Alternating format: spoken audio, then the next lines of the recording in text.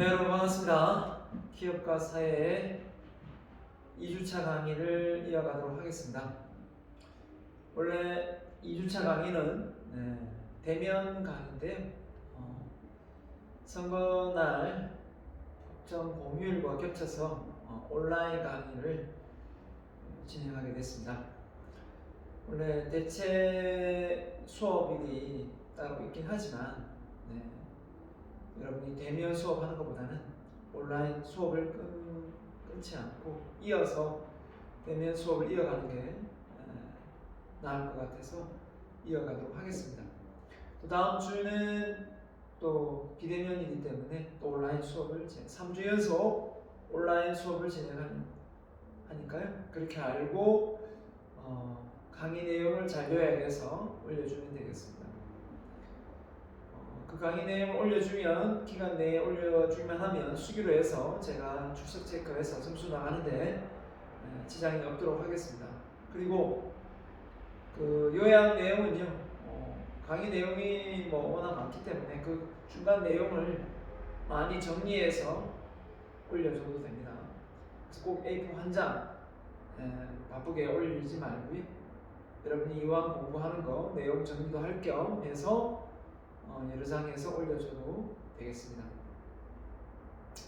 아무튼 이번에는 격주로 비대면 대면을 하기 때문에 시험은 당연히 치를 거고요. 그렇기 때문에 시험 대비도 해주면 좋겠습니다. 자, 아무튼 둘째 주는 대면 수업인데 이렇게 법정 공휴일로 비대면을 진행하게 되어서 좀 아쉽다고 해야 되나? 좋아하는 사람도 있겠죠.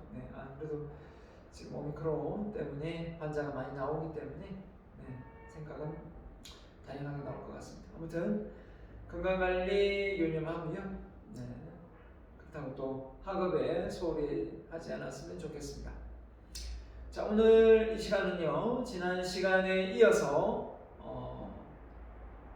기업과 사회, 기업에 대해서 지난번에 이야기를 했다면 오늘은 사회에 대해서 전반적인 이야기를 하겠습니다. 기업을 둘러싸고 있는 이 사회, 환경이라고 표현도 하겠습니다만은 이 환경에 기업이 살아남지 못하면 생존할 수가 없죠. 이 아무리 잘 나가는 기업도 이 환경 변화에 발맞춰 나가거나 앞서가지 못하면 도태될 수밖에 없습니다. 그래서 500대 기업에 들어가는 기업이라 하더라도 10년 사이에 많이 바뀌고 있습니다. 선진국뿐만 아니라 이런 걸 놓고 볼 때 모든 상황이 불확실성하기 때문에 기업을 운영하는 입장에서 또는 우리가 사회에서 보는 어떤 기업을 보는 입장도 역시 마찬가지가 아닐까 생각합니다. 불안합니다. 하지만 개인이든 기업이든 이 불안함을 없애는 방법은 없습니다. 불안을 대처할 수 있는 대비책은 있어도 완전 무결하게 안전하게 대비책을 세울 수 있는 방법은 없어요. 그래서 내가 이런 말도 했죠. 가장 안전지대는 없으니까 어떻게 됩니까? 그 안전지대를 찾으려 하지 말고 두려움과 공포를 갖고 현장에 뛰어들어서, 그렇죠? 발전할 수 있는 사람, 성장할 수 있는 사람, 변화에, 혁신에 앞장설 수 있는 개인, 기업이 되어야 되겠습니다. 자, 그런 의미에서 우리가 학문을 배운 것도 그 이유이기도 하고요. 아는 만큼 무지에서 벗어나 두려움을 떨쳐버릴 수 있기 때문입니다. 자, 그래서 전체 장의 첫 번째 기업 개념에 대해서 지난번에 배웠고요. 오늘은 사회 개념에 대해서 이야기를 해보도록 하겠습니다. 자, 그래서 사회는 무엇이고 정의가 나오겠고요. 사회 변화와 생존 수단, 그 다음에 사회 이데올로기의 어떤 부분하고 그 다음에 세계화, 사회에 대한 어떤 관념이나 가치 체계를 이야기하는 거죠. 신념 체계. 자, 그러면 사회가 뭔가? 자, 우리는 지금 같은 사회에 살고 있습니다. 동일한 시대에 4차 혁명 시대에 살고 있습니다. 느껴지십니까? 이런 지식 정보화 시대를 예측했던 에르린 토플러가 예측했었는데요. 딱 맞아 떨어졌죠. 자, 4차 혁명 시대 도래를 통해서 우리가 경험할 수 있는 5G부터 시작해서 AI 기술, 사물 인터넷, 3D 프린트, 다양한 문화의 변화, 또 지금 이 현대판 이 시대에 아직도 전쟁이라는 이런 틀 안에서 벗어나지 못하고 싸우고 있는 이 시대의 최고적인 뒤떨어진 이 패권주의, 이 러시아의 이런 강대국의 등산에 우크라이나는 지금 피가 끓고 국민들이 죽어나가고 있습니다. 자, 이런 걸 놓고 볼 때 우리나라도 강한 이념과 또 이 사회를 바라보는 이 시각이 상당히 의식 수준이 높아야 되겠습니다. 그래야 잘 지켜내고 잘 방어할 수 있을 것 같습니다. 기업뿐만 아니라 나라도 마찬가지입니다. 자, 같은 우리끼리 모여 이루는 집단, 공동체 생활하는 인간의 집합체라고 했고요. 그래서 사회 전체에서 존재하는 단위 개체 자체를 사회라고 보는 개념이다. 개체는 사회적 기관, 물리적 환경, 그렇죠? 사회적 환경으로 구분되는데 뒤에 나오겠죠. 이 사회 개념을 학자가 3명이 나오더라고요. 책이요. 진멜이 말했습니다. 개체들이 상호작용 형식을 통하여 사회라는 공통체를 형성한다. 서로 상호작용하지 않으면 사회가 아니다는 거죠. 독립되어 있으면. 로스킨도 여러 분야의 부분적 현상들과 상호작용, 규칙성을 보았다. 그렇죠? 그 다음에 스타이너도 구조적이고 기능적인 부분적 현상들이 전체 범위로 형성되는 것이다. 그래서 기업으로 보면 기업이 사회에 소속되어 있는 거죠. 아래에 있는 겁니다. 기업이 사회를 만들고 사회가 기업을 또 만들어냅니다. 서로 쌍방이 상호작용합니다. 저는 리더십을 전공했기 때문에 리더십은 상사가 부하에게 영향을 주는 줄로만 알았습니다. 아니요, 부하도 상사에게 영향을 아주 많이 줍니다. 물론 정도의 차이는 있겠지만요, 우리가 쌍방에 영향을 준다는 건 서로 상호작용해서 상호 윈윈해야 된다는 그런 의미도 있는 겁니다. 그죠? 자, 그래서 이 사회라는 것은 누구 한 사람이 이득을 보는 것이 아니라 공공이 피해보지 않고 더불어 잘 살아갈 수 있는 그런 사회가 되어야 되겠죠. 기업도 마찬가지입니다. 어느 한 기업이 독점을 해서 지배적인 구도를 가져가는 그런 체계가 아니라 서로 순수한 공동의 경쟁을 벌여서 이윤을 추구해야 되겠죠. 그래서 사회적 기관의 개념, 그 다음에 물리적 환경의 개념, 사회적 환경 개념 이렇게 표현을 했는데요. 사회적 기관이라고 하면 사회를 구성하는 다양한 사회기관이나 조직, 정부가 있겠고 기업이 있고 소비단체, 노동조합, 수많은 단체가 있습니다. 그렇죠? 이런 것들을 기관으로 표현하고 사회 구성 요소다 이렇게 보면 되겠습니다. 물리적 환경, 보여지는 자원이나 대기, 수질, 토양 이런 것도 다 환경에 속하기 때문에 사회에 들어가는 부분이고요. 그 다음에 사회적 환경, 눈에 보이지 않지만 어떤 윤리의식, 규범, 공중의 어떤 규칙 이런 것들 우리가 알게 모르게 지키고 있던 여러 가지 규율들 다 여기에 앞서 말하는 이념 체계, 문화 이런 것도 다 뭐가 되겠습니까? 사회적 환경에 속합니다. 민주주의냐, 자본주의냐, 사회주의냐, 그렇죠? 이런 체계, 공산주의냐, 이런 이념 체계, 그 분위기 다 사회의 영역에 속한다라는 겁니다. 자, 그래서 사회라는 개념을 전체적으로 해석을 해보면 개체 단위의 개념 부분과 추상적인 눈에 보이지 않는 그런 이념적인 부분을 포괄하여 전체 하나로 사회라는 의미를 내포한다. 그래서 중국에 가서 보면 그 문화가 다르고 그 사회가 다릅니다. 추구하는 바가 다르고 또 운영 방식이 다르고 일본에 가면 다르고 대만에 가면 다르고 베트남 가도 다르고 다 다릅니다. 북한은 더더욱 다르겠죠. 이걸 누가 만듭니까? 사람이 만들죠. 기업이 만들죠. 단체가 만듭니다.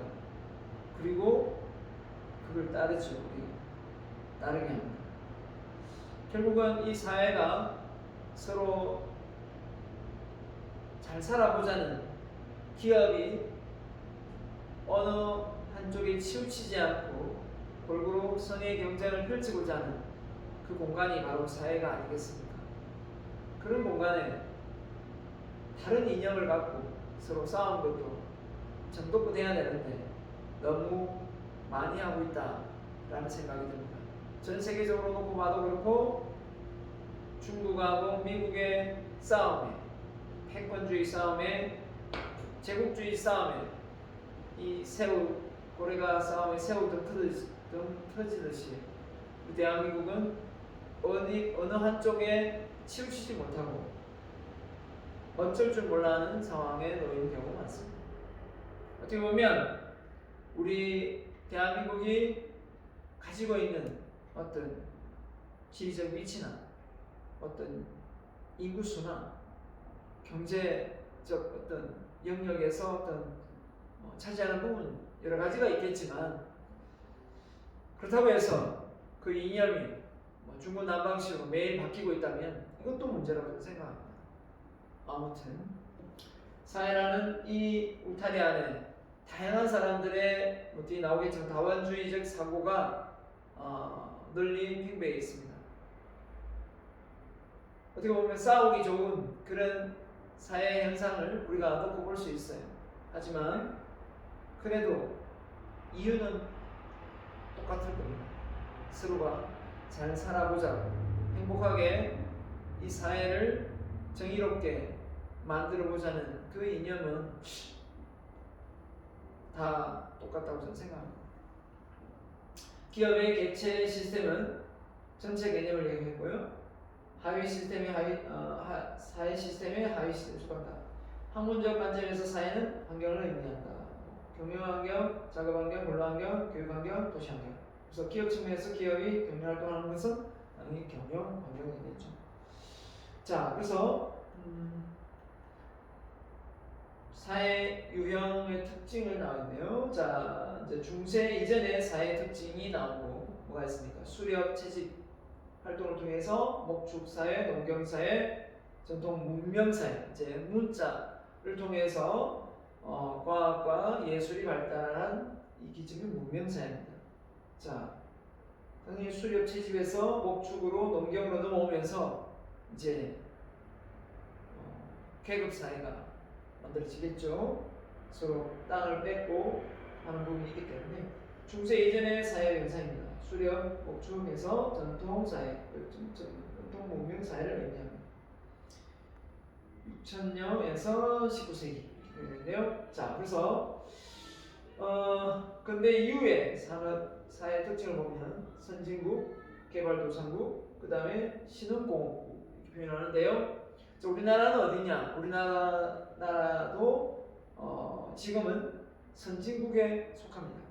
얼마 전까지만 해도 개발도상국이었고 신흥공업국에 속했지만 이제는 당당히 선진국 대열에 들었습니다.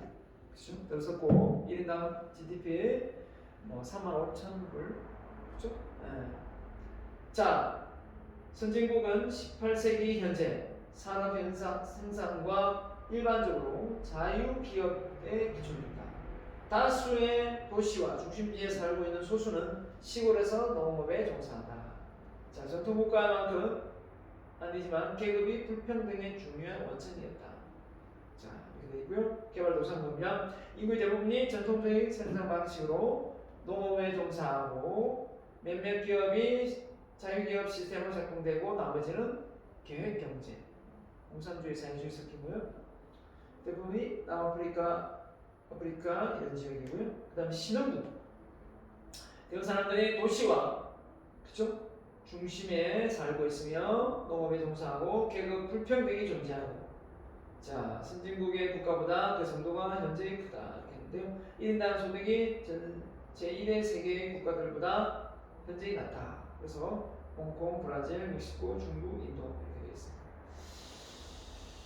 자 그래서 우리 모두가 꿈이죠. 선진국이 되고 싶어 합니다. 근데 잘 사는 나라는 아주 잘 살고 못 사는 나라는 아주 못 사는데 그 이유가 무엇인가 보면 앞서 얘기했지만 문명의 발달, 과학기술의 발달 이게 뒤처지면 계속 도태되는 거죠. 이걸 앞서가려고 무진장 노력하고 또 노력합니다.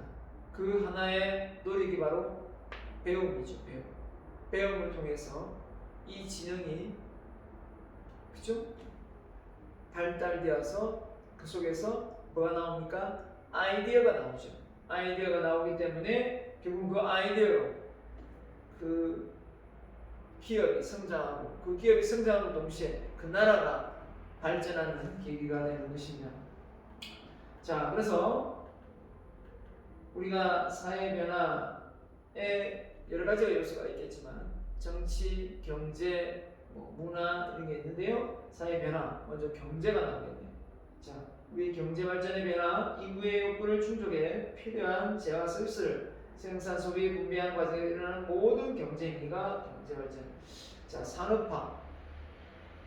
자, 산업화 시대의 자본주의 탄생인데요. 효율성과 효과성.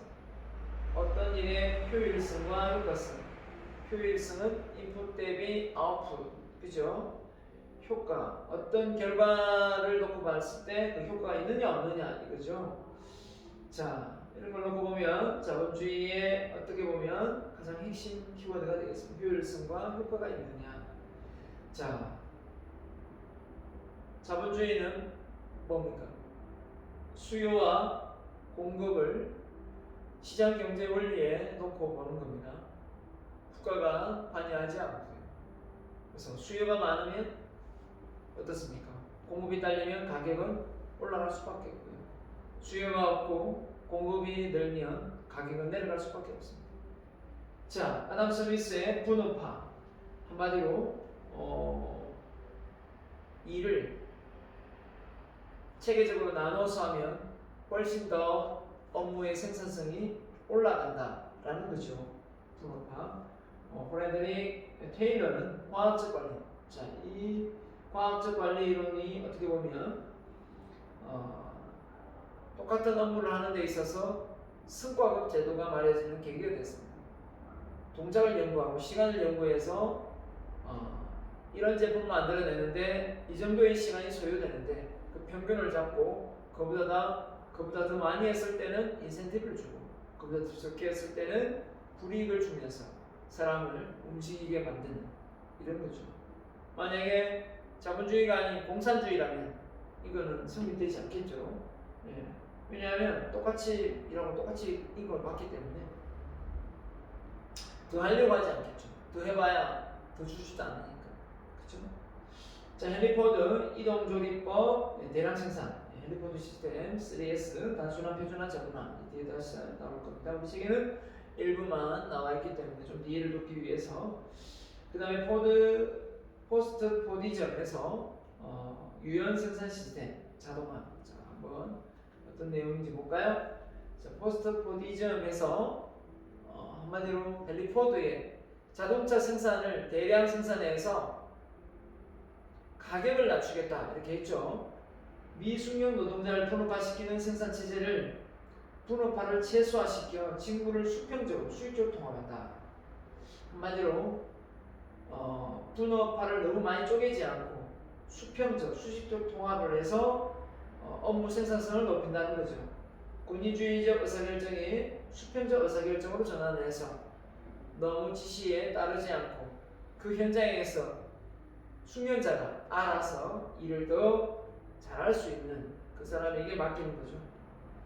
노동자에게 자율권을 보장하여 생산성 효율성을 높여서 그렇죠? 인간적인 작업 환경을 마련한다.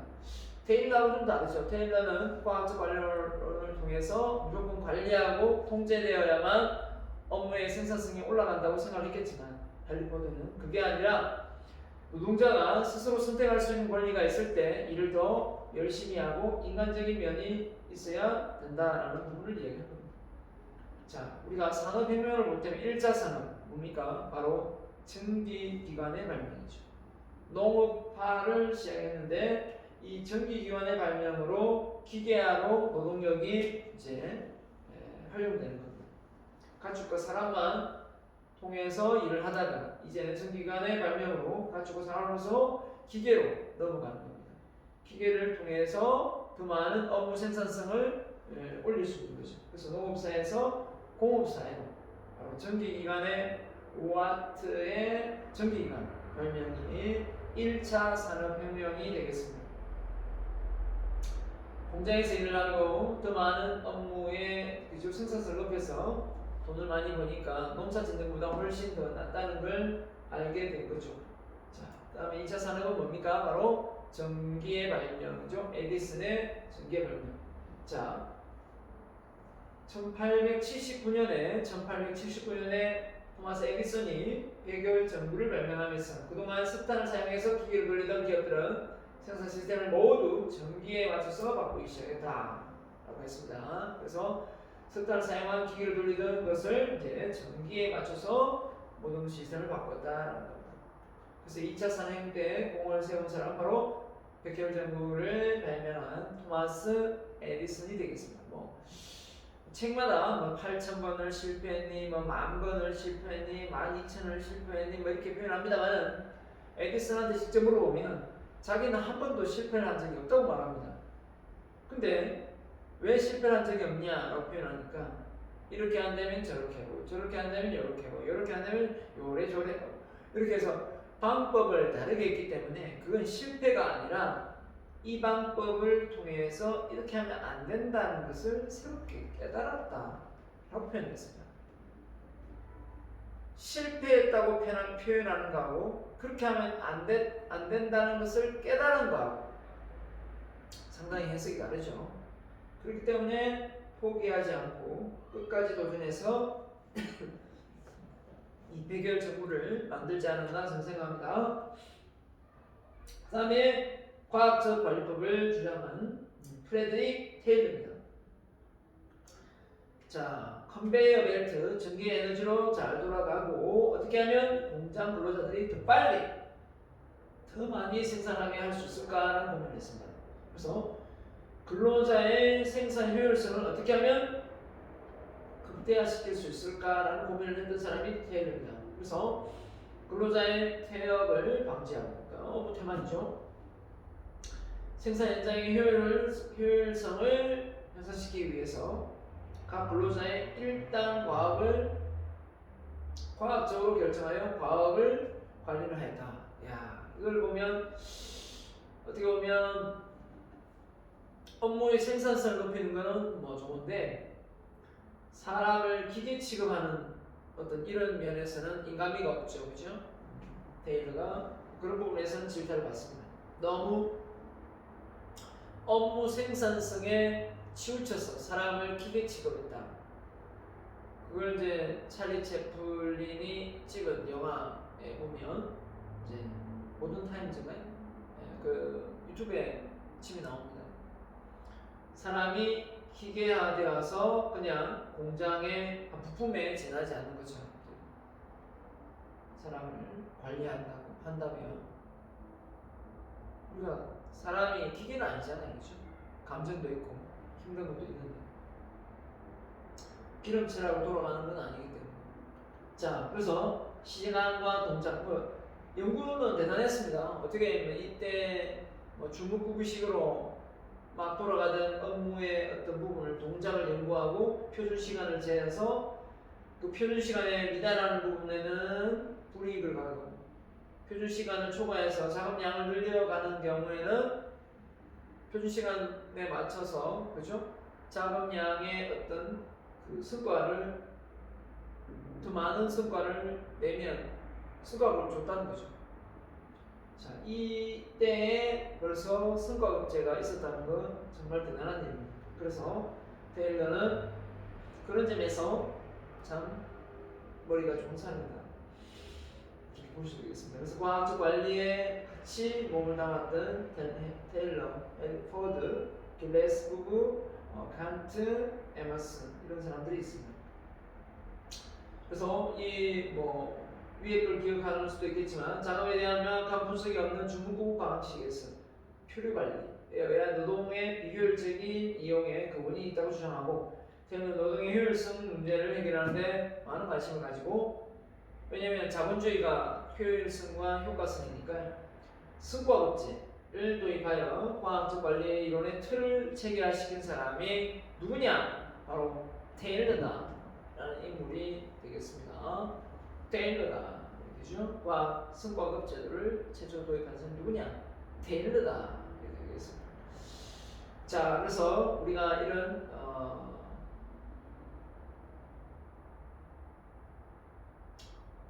이게 위로 올라가네. 승과급 제도에 대한 부분입니다. 승과급 제도에 대한 부분이 설명인데요. 그죠? 작업자에게 많은 임금을 주고 달성하면 그렇지 않은 작업자에게 임금을 적게 지불하는 거죠. 여기까지 올라가고 있습니다. 자, 2차 산업혁명의 중심에 헨리 포드가 있었는데요. 자, T형 자동차 헨리 포드가 머리가 그렇게 좋은 사람은 아니었어요. 근데 뭐 일자 무식하다 이런 말도 막 듣고 했는데 이 사람이 그 말을 무식하게 만든 게 뭐냐면 나는 그렇게 똑똑한 사람이 아닙니다. 하지만 나를 도와주고 조력해줄 많은 인재들이 내가 사무실에서 버튼 하나 누르면 전부 다 연락이 되어서 나를 도와줍니다. 인맥에 대한 영역도 바로 재능이다 라고 말을 했습니다. 저는 이 사람 말에 정말 공감합니다. 왜 공감하느냐면 우리나라 사람들, 우리나라의 인류대학을 나오고 많이 배우고 했지만 왜 크게 돈을 많이 벌지 못하고 성공하지 못했을까? 꼭 성공의 기준이 돈은 아니지만 그렇게 좋은 대학, 뛰어난 머리로 왜 크게 성공을 못했을까 놓고 본다면 그 부분이 인맥이 차지하는 부분이 많습니다. 인맥이 차지하는 원인이 인맥이 차지하는 부분이 많고 두 번째가 있다면 뭐냐면 바로 리스크 관리 능력이 부족하다. 그래서 아무리 탁월한 뛰어난 재능을 소유한 사람이라도 인맥 관리 부분하고 리스크 관리에 잼병이라면 속 좁은 사람이라면 그 사람은 평생 남 밑에 일할 판정입니다. 그렇기 때문에 큰 부자가 될 수가 없어요. 치고 나가는 이 기업가 정신, 이 앙트로프로너십이 없거든요. 그런 의미에서 우리가 이 헨리 포드라는 사람을 우리는 정말 대단한 사람이다. 인맥 관리를 참 잘한 사람이기 때문이죠. 그런 의미에서 이 사람이 하는 말 내용을 잘 배워야 되겠죠. 생산의 표준화를 시도해 디자인을 단순화하여 모델 T를 개발하고 컨베이어 시스템을 활용하여 한 대당 수천 달러가 됐던 자동차를 300달러 이하로까지 이해나가겠다. 대단한 인물이죠. 전기 에너지를 이용한 컨베이어 시스템을 도입하자 기업들은 대량 생산에 체제 들어갔고 이렇게 대량 생산을 하게 되었다는 것입니다. 이게 누구 아이디어냐?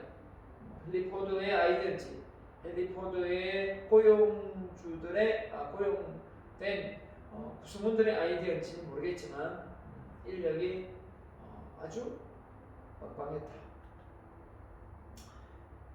포드 시스템. 그래서 이 포드 시스템이 이제 자동차 생산에만 이 컨베이어 시스템이 적용된 게 아니고요. 결국은 이게 3S라 해가지고 표준화, 단순화, 전문화입니다. 표준화, 단순화, 전문화 그러면 우리가 제품상의 공정상에 이 표준화, 단순화, 전문화 시키면 딱 떠오르는 거 없습니까? 3S 뭘 표준화하고 뭘 단순화하고 뭘 전문화시키면 쉽게 보고 배울 수가 있습니다. 사실 기업이 가지고 있는 문화나 이런 게 쉽게 복제가 잘 안 되거든요. 근데 표준화, 단순화, 전문화시켜서 쉽게 복제가 가능하도록 만들었습니다. 어떤 기업들은 진입 장벽을 높이기 위해서 그런 복제가 되는 걸 꺼려하겠지만 어떤 기업은 빨리 복제가 되기를 간절히 소망하고 있습니다. 어떤 기업의 유형일까요? 네, 맞습니다. 바로 프랜차이즈입니다.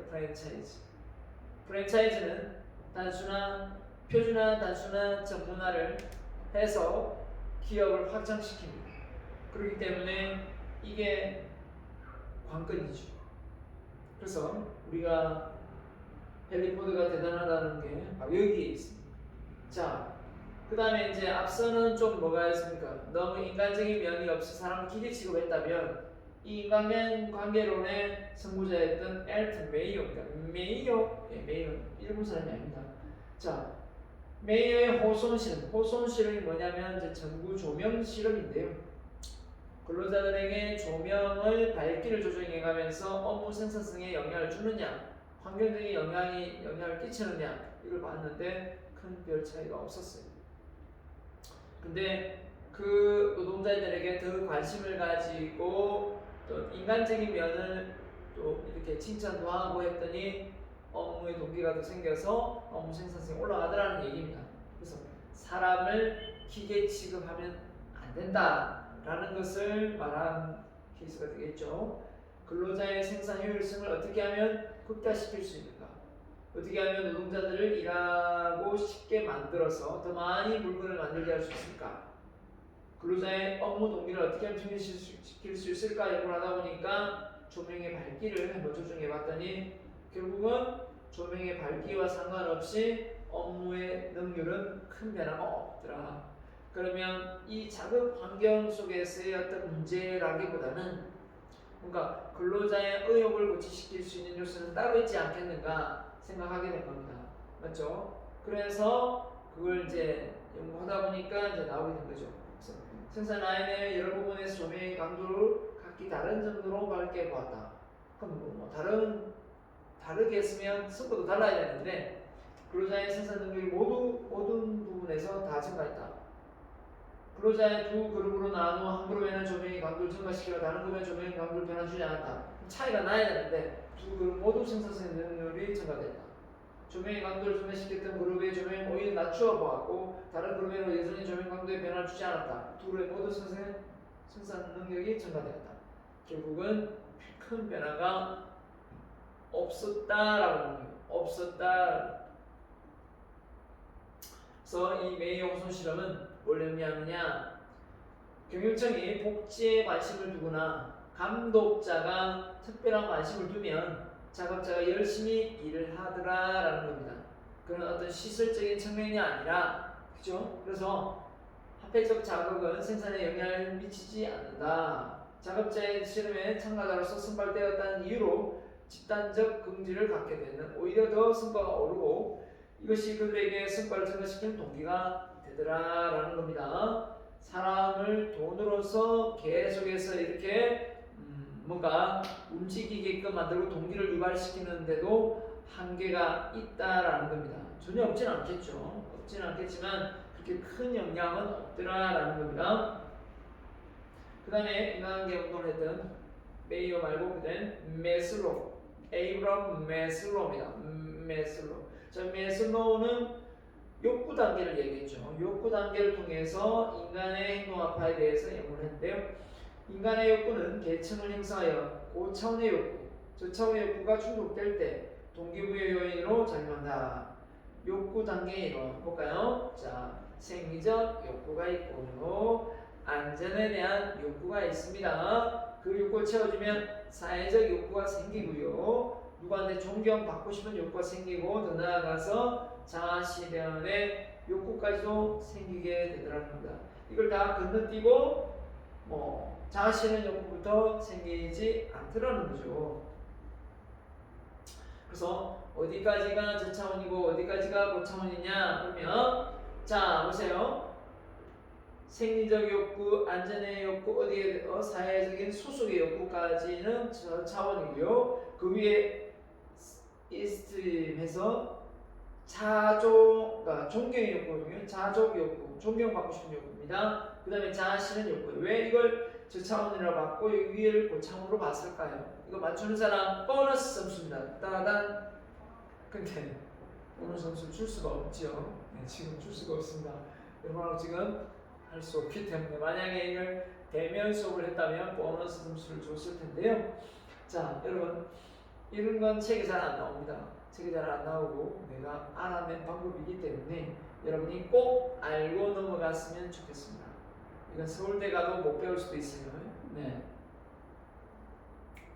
메슬로우가 이걸 어떤 의미로 저차원 욕구, 고차원 욕구라고 했는지 욕구의 정도의 차이에 대해서 이야기했는지는 잘 모르겠지만 이 둘을 확연하게 놓고 보면 어떤 점이 차이가 있냐면요. 잘 보세요.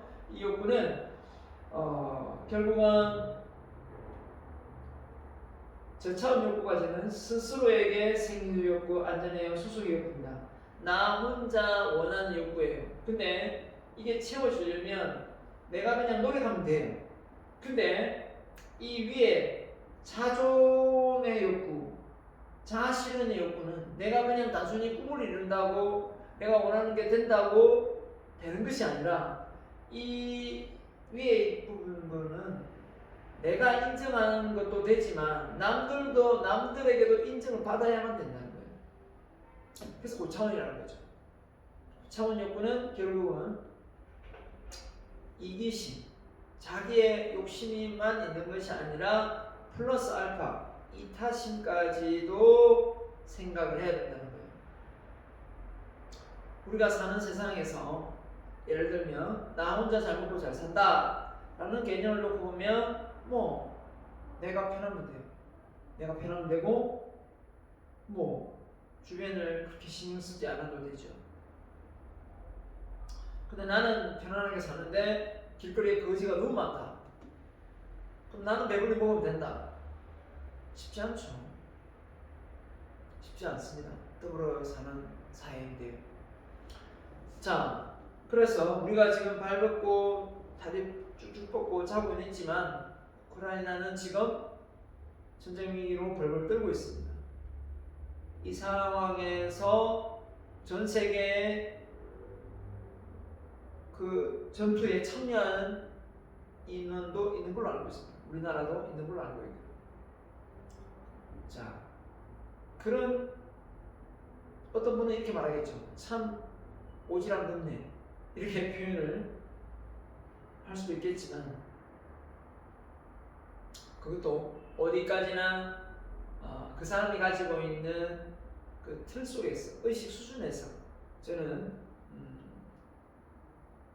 생각이 다르다고 봅니다. 그렇기 때문에 내가 가지고 있는 어떤 욕구가 나 위주에서 더불어 타인 위주로 올라간다면 생성된다면 충분히 저는 이해가 가능하다고 봅니다. 그렇죠? 그래서 기업을 운영하는 입장에서 우리 직원들 월급 잘 주고 복지 잘하고 이러면 끝이지.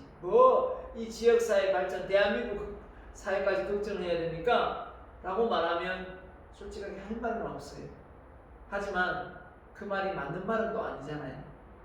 그렇죠? 네. 그렇기 때문에 우리가 폭을 넓게 욕구를 갖고 인생을 살아야 되지 않겠는가라는 솔직한 제 개인적인 생각입니다. 자, 아무튼 그래서 생리적 욕구, 안전의 욕구, 사회 구성 욕구가 있지만 이 명예 욕구와 자기 실현 욕구, 이 자아 실현 욕구는 결국은 더 많은 이 4차 산업혁명 시대에 걸맞게 많이 요구되어질 거라 생각합니다. 자기가 누구한테 인정을 받는 걸 특별히 신경 쓰지 않았고 그렇게 살아왔다면 이제는 그게 아니라는 겁니다. 이제는 특별히 좀 신경을 쓴다는 거죠. 그래야 더 인생의 보람도 느껴지고요. 자, 그래서 우리가 이제 다시 본 교재로 넘어왔습니다. 사회 변화, 그 다음에 사회 문화의 변화입니다. 사회 문화의 변화, 지식, 신념, 예술, 도덕, 법률, 관습 인간이 학습으로 얻어진 복합 정체가 뭐다? 컬처, 문화다. 하나의 체계로서 다양한 집단의 소속, 구성원의 신념, 관념, 생활, 행동, 양식 다 문화다. 전통문화, 서구문화, 고급문화, 음식문화, 청년문화, 시위문화 붙이면 다 문화. 그죠? 지금의 수업 방식도 새로운 문화.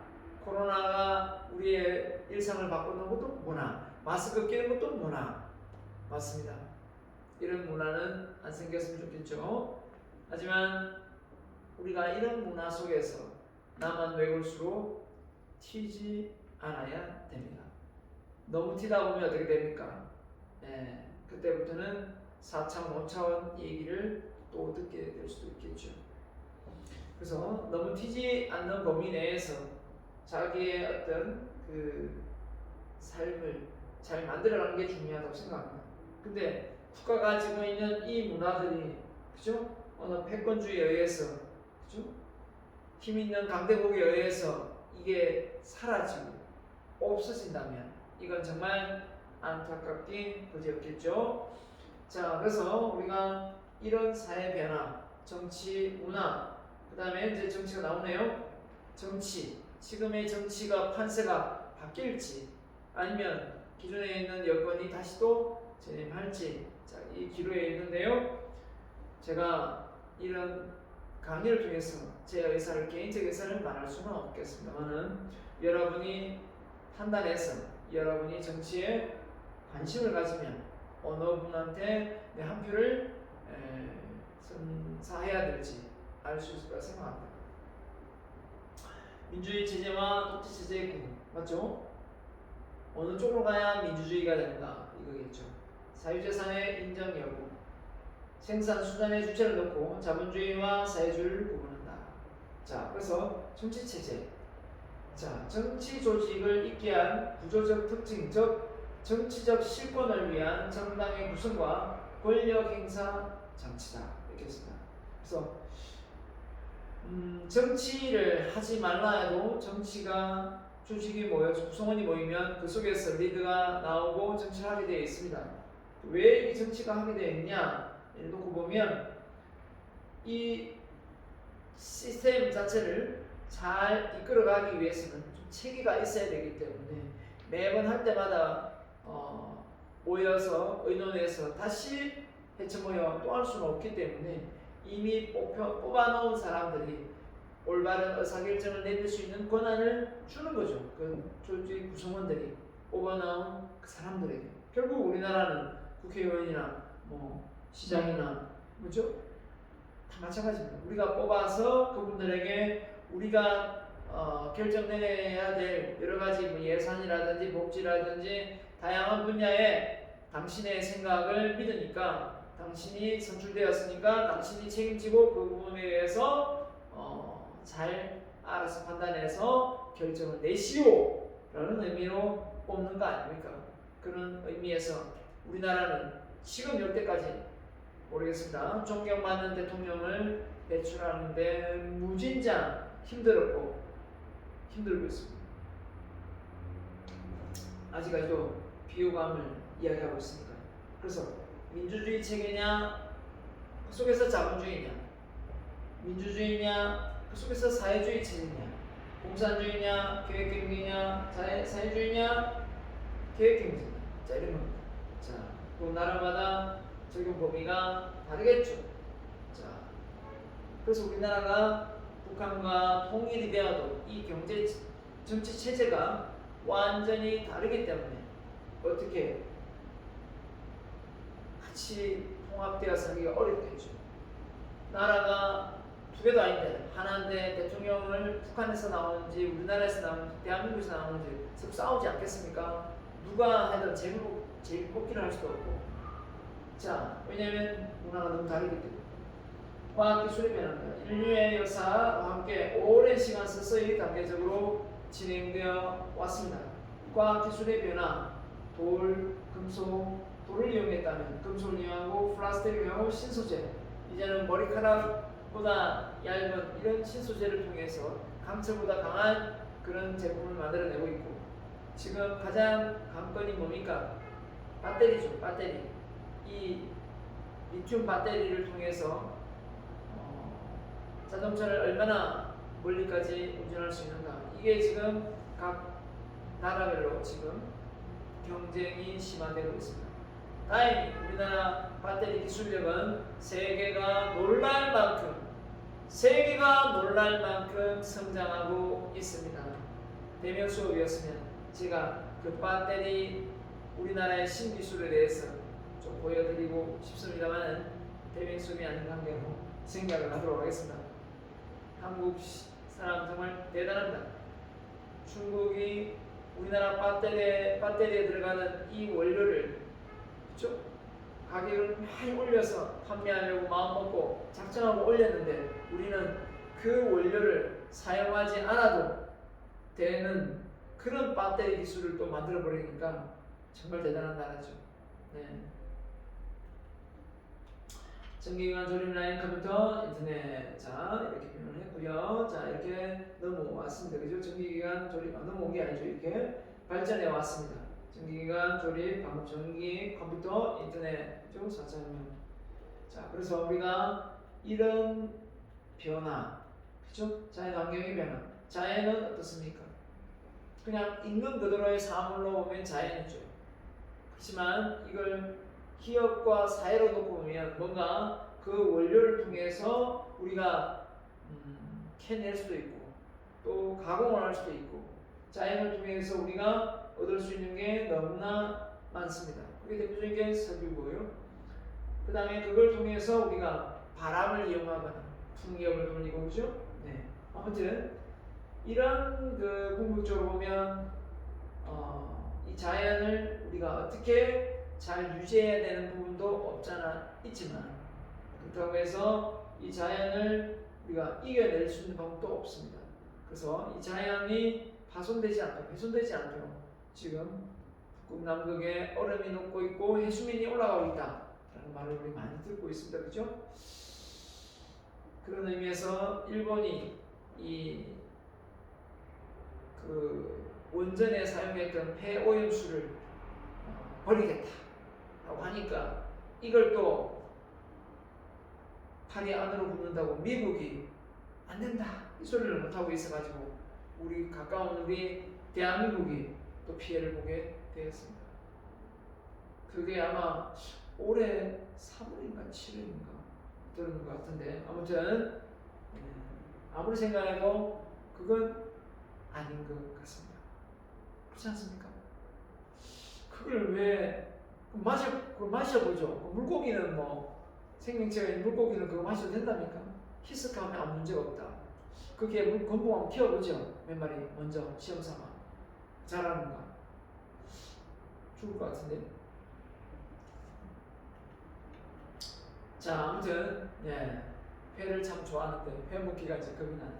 자 아무튼 사회 변화에 따른 다른 생존의 수단, 그죠? 자연환경 변화. 그래서 원시, 인폭력, 농경, 산업, 정보화, 지식정보화 사회. 우리 많이 들었죠. 그래서 제2의 물결이다, 제3의 물결이다 이런 말을 에르빈 톨러가 많이 말을 했고요. 결국은 이렇게 발전을 거듭한 것은 인풋 대비 아웃풋에 계속해서 성장, 아이디어가 나왔기 때문에 가능한 것입니다. 그죠? 그래서 아이디어의 원천은 뭐냐? 관심이죠, 관심. 그 관심을 통해서 아이디어가 샘솟습니다. 관심이 있으면 집중하게 되고 집중하게 되면 그 분야의 자료를 스크랩하게 돼 있어요. 모으다 보면은 결국 그 속에서 아이디어가 샘솟게 되어 있습니다. 이게 원리. 그래서 관심 분야에 대한 뭐가 필요합니까? 집중과 몰입이 필요합니다. 관심 분야에 대한 집중과 몰입이 곧 새로운 아이디어를 창조해낼 수 있는 거죠. 자, 그래서 토지, 노동, 자본, 기술, 정보, 지식, 창의력을 투입해서 결국은 더 많은, 더 좋은 질 높은 상품과 서비스를 만들어내는 게 그렇죠? 이 과정이 어떻게 보면 아이디어가 필요로 하는 거죠. 자, 꼭 그래서 이 4차 혁명 시대에 우리가 이 지능과 이 정보를 활용해서 어떻게든 새로운 신시장을 개척하거나 새로운 기술력으로 앞서가야 된다는 걸 의미합니다. 자, 그래서 이제는 이데올리 개념입니다. 이데올리가 뭐였죠? 이념이나 어떤 논리 합성어인데 관념 체계, 의식 체계, 사상 체계, 그 사람의 이데올로기, 그죠? 허위 의식 포함되는데요. 사회 환경에 복잡하게 존재하는 각 개체들에 의하여 함유되어 있는 가치나 관념을 포함한다. 그래서 본능적으로 추구하는 가치나 관념에 대하여 실현하고자 하는 수단적인 요소들도 내포된다. 자, 그래서 이데올로기에 사회를 구성하고 있는 인간의 공동 가치나 신념 추구다. 그죠? 사회 목적이나 이상에 대한 바람직한 신념 체계다. 그래서 이데올로기가 잘못 형성되어 있으면 큰일 난다. 그 이념 체계가. 좀 푸틴은 좀 이념 체계가 좀 이상한 것 같지 않습니까? 좀 약간 인간이 대먹지 못하는 것 같고요. 사람의 생명이 피해되지 못하는 것 같은 느낌으로 치료하는 것 같아요. 누가 좀 몰래 가서 좀 죽이고 왔으면 좋겠네요. 그죠? 네. 많고 다 내 개인적인 생각입니다. 자, 아무튼 자, 그래서 사회 이데올로기의 개념입니다. 자본주의 체제, 경제 측면을 강조하겠죠. 당연히 자본주의니까. 다원주의 체제, 사회적인 측면, 다원화된 사회. 그 다음에 민주주의, 정치적 측면을 강조합니다. 민주주의다 보니까 어떻게 하면 정치적으로 민주주의를 보편화시킬 것인가. 자, 이런 점에서 먼저 사회 이데올로기 자본주의 면차를 보면 상업자본주의, 한마디로 이 중상주의 정책으로 전개된 상업자본주의에서 산업자본주의, 그 다음에 독점자본주의, 그 다음에 수정자본주의, 그 다음에 신자유주의 이렇게 바뀌었는데요. 자, 하나씩 보면 유통 과정에서 비생산적인 활동으로 부를 축적, 유통 과정에서 비생산적인 활동으로 원료의 독점, 대부업, 돈을 빌려주고 그죠? 한다는 거죠. 생산자를 지배한다. 소비자를 지배한다. 이게 이제 중간다리 역할을 할 때 욕먹었던 기업, 바로 플랫폼 기업들이죠. 그 기업들이 중간 다리 역할을 하면서 수수료를 받아 챙기면서 돈은 다 벌고 있다. 이런 거지 않습니까? 자, 이런 돈 많은 사람이 돈을 빌려주고 이자를 많이 받는 거죠. 이게 이제 대체된 게 바로 은행이죠. 은행. 돈 넣고 돈 먹는 거, 그죠? 산업자본주의. 그래서 간의 수공업 행태에서 공장제 수공업 이제 바뀌게 되는 겁니다. 산업자본주의. 독점자본주의. 소수의 독점 기업의 지배 구조로 부에 편중되고 이익이 독점한 이걸 막아야 되지. 못 막으면 안 되니까. 그래서 수정자본주의. 공공의 이익과 사회의 복지 향상 도모하기 위하여 정부 정책 규제 강화를 정책했습니다. 수정자본주의. 이때 대공황이 일어납니다. 왜냐하면 그대 소수 독점 기업들이 지배해서 사회를 완전히 쑥대밭으로 만들었으니까 이때 대공황이 일어나게 되죠. 그래서 정부가 개입하지 않을 수 없고요. 그러다 보니까 또 정부의 개입을 많이 해도 또 문제가 되죠. 신자유주의. 그래서 정부의 개입 축소, 자유방임 경제, 부작용, 빈부의 격차가 그렇죠? 심해집니다. 너무 이렇게 자유주의 많으니까 선진국과 후진국과의 갈등도 생기게 됩니다. 그래서 정부가 너무 관여해도 문제, 관여 안 해도 문제. 그럼 어쩌란 말이냐 이렇게 되는데 적당한 선에서 들어갔다가 나왔다가 해야 되겠죠. 자본주의가 잘 성립되는. 자, 그래서 자본주의 특징이 뭐냐 보면 수요 공급의 가격이 결정되기 때문에 유기적으로 이동하면서 가치의 변화가 일어난다. 자유시장 체제 주체에 대하여 경제적 자유와 책임이 따른다. 당연하겠죠. 자유시장 메커니즘으로 순기능적 경쟁을 통하여 사회적 부를 증가한다. 얼마나 좋습니까? 순기능적 경쟁을 통하여 사회적 부를 나도 내가 경쟁에서 이기면 얼마든지 부자가 될 수 있다. 이런 개념으로 돌아갑니다. 공산주의는 내가 어디 출신이 중요하죠. 내가 출신이 잘못되었으면 내가 아무리 노력해도 잘 되기는 무척 어렵다. 우리 조선시대 양반하고 똑같죠. 상놈하고. 자, 시장 경제 원리에서 힘의 집중을 배격하는 특성이다.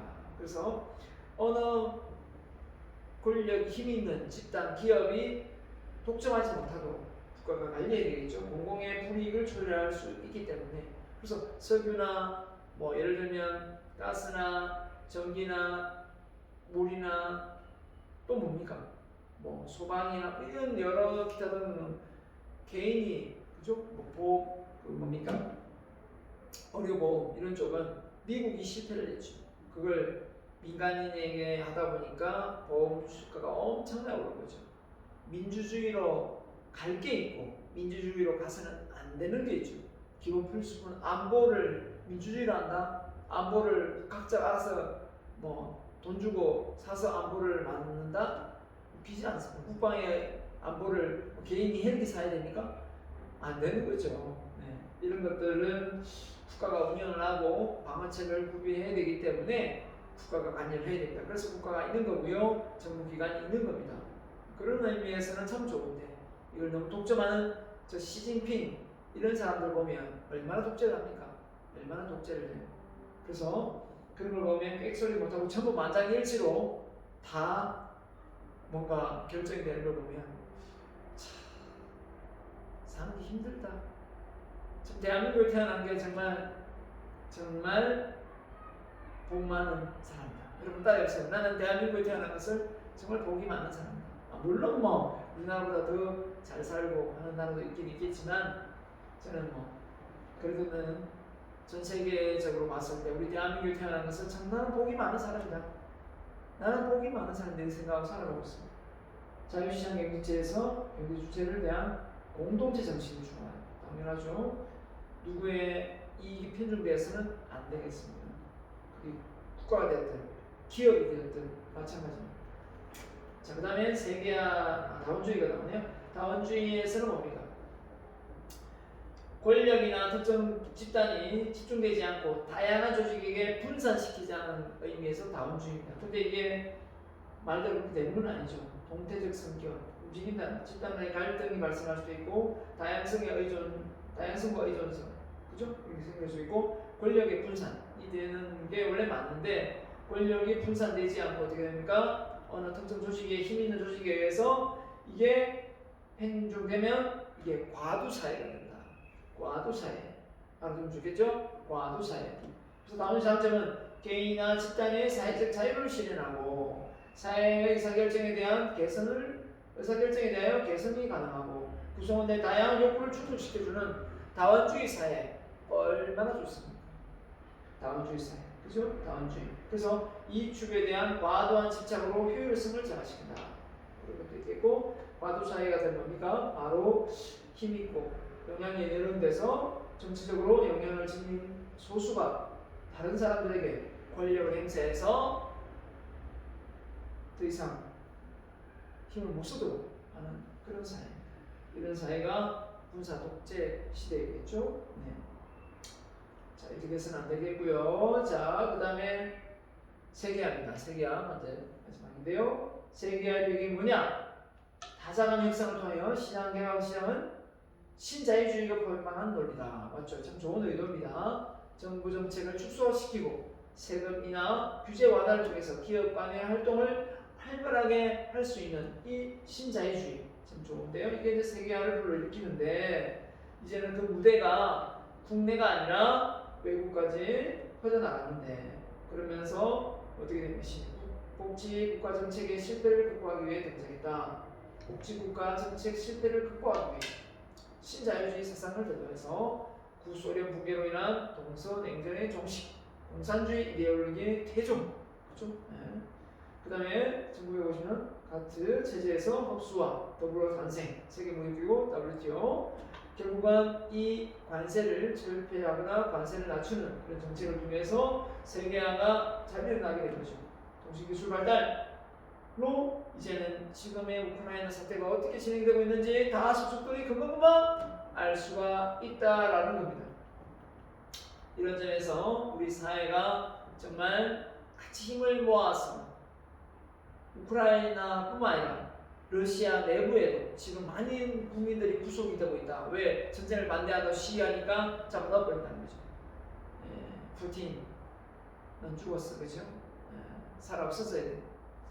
자, 세계 개념이나 통화 기금은 국제통화기금 세계화를 재화, 서비스 및 금융자본 그리고 기술이 부족한 무제한으로 국경을 넘어 거래되는 양상이 전개된다. 그렇지. IMF가 국제통화기금이 쓴 돈을 또 이렇게 빌려주고 하지 않습니까? 우리나라가 1978년, 97년 IMF 때 그죠? 통화기금에서 돈을 빌려갔죠. 그래서 그 돈을 갖기 위해 금 팔아가지고 달러를 바꿔가지고 갖고 이랬어요. 세계은행은 제품 서비스 자본뿐만 아니라 정치, 아이디어, 인적, 자원의 세계에 교류를 해서 서로 같이 잘 살아보자 라는 의도입니다. 그래서 넓게 보면 경제 주체에 이루어지는 국가 수준, 기업 수준, 개인 수준 다 영향을 미치고요. 좁게는 기업 경영 관련된 제품 서비스 교류, 무역, 직접 투자, 자본 이동 등도 좀 좁게 볼 수 있는 세계화입니다. 자, 이 장단점이 있겠죠? 세계화의 장단점이 뭐냐? 보면 자, 장점, 긍정적인 영향, 경계를 넘어서 경쟁을 통해 효율화. 이제 그 무대가 국내뿐만 아니라 글로벌로 경쟁을 해보라 이거죠. 최적 배분을 통해서 투자를 활성화하고 개발을 촉진한다. 좀 개발이 덜 된 곳은 더 개발을 잘할 수 있겠고, 다양한 부분에서 교류, 세계화 시장의 통합과 확대, 그런 문명이 발달이 늦어진 도시를 활성화시키고, 무역선을 선별시켜서 합리적인 경제활동. 그러면 또 더 저렴한 가격으로 우리가 캘리포니아산 포도를 먹을 수 있고, 미국산 싼 쇠고기를 먹을 수 있죠. 근데 물론 우리나라 한우 고기에 또 지장을 초래하기 때문에 관세를 높이고, 부정적인 영향이 뭡니까? 패권주의. 지금의 러시아는 패권주의 경제활동을 통해 주는 일국가 주권을 침해하고 무차별적인 개발로 언어와 가치 등을 전부 언어를 바꿔보죠. 우리나라 언어가 세종대왕이 뭐라고 하겠습니까? 세종대왕이 있었으면 얼마나 우리나라를 지금 걱정했겠습니까? 지금 뭐 줄임말부터 시작해가지고 민족문화, 국가의 정체성, 개개인의 정체성도 부정적인 영향을 줄 수밖에 없겠죠. 왜냐하면 그 문화가 서구 문화, 또 외국의 유럽 문화 다 바뀐다면 극단적 민족주의, 종교적 근본주의 이런 본성을 시켜 사회 혼란을 가지고 있습니다. 그래서 뭐 종교도 아닌 종교 같은 여러 단체들이 활성화되어서 뭐 하나님을 내가 영접했다, 나를 따르라 이런 시작되는 소리에 자꾸 종교도 아닌 종교가 판을 치는 그런 정치적 혼란을 초래하게 됩니다. 외국에서 들어오는 거죠. 외국에서 세계 선진국에 피폐됩니다. 자국의 내 산업시설의 공동한 인상. 이게 무슨 말입니까? 선진국이 싼 임금 또 그 토지가 싼데 임대를 해주니까 선진국이 중국이나 인도나 이렇게 가는 거죠. 그렇게 가다 보니까 일자리가 선진국 내에서는 없는겁니다. 똑같은 기업들만 있고 새로운 신생 기업들은 다 나가버리고 이런 상태가 발생되는 산업의 공동한 현상이 일어나서 결국 선진국이 오히려 힘들어지는 이런 현상도 빚어지다 보니까 트럼프가 이렇게 리쇼링 해서 자국에 있는 기업이 나가 있는 기업을 다시 들어오게 해가지고 뭐 공장을 짓게 하고 싸게 저리로 대출을 해주고 뭐 관세를 법인세를 낮춰주고 이렇게 하더라고요. 그것도 우리도 일본은 하면 참 좋겠죠. 우리나라에 많이 나가 진출해 있는 진출해야 되긴 하겠지만 삼성 기업이나 현대나 뭐 LG나 이 대기업들이 SK나 그 공장들이 우리 국내에 다 지어졌다고 생각해 보세요. 그러면 일자리가 많이 부족할걸요? 네, 그렇습니다. 그래서 무조건 임금만 올린다고 다 되는 것이 아니라 그런 상황을 모두 고려하고 해야 될 것 같습니다. 자, 여기까지 하고요. 다음 시간도 똑같이 비대면으로 수업을 이어가도록 하겠습니다. 대단히 수고 많으셨습니다. 마치겠습니다.